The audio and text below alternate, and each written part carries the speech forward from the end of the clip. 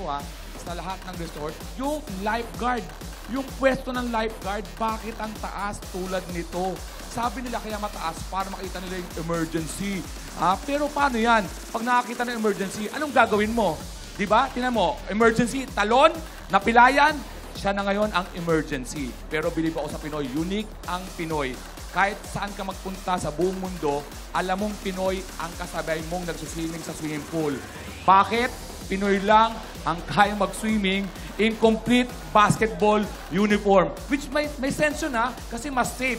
Pag nalulunod ang Pinoy sa swimming pool, sasabihin lang ng lifeguard, number 12 De La Cruz, out of the swimming pool. Ligtas na.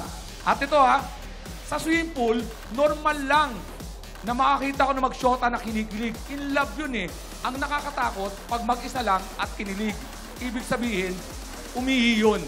Kaya dapat maglagay tayo ng sign sa mga swimming pool na bawal umihi dito.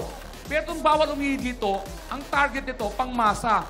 Dapat yung mga social din, pagsabihan din natin. Kaya dapat gawin natin ganito. Actually, bawal umihi dito. Repeat after me.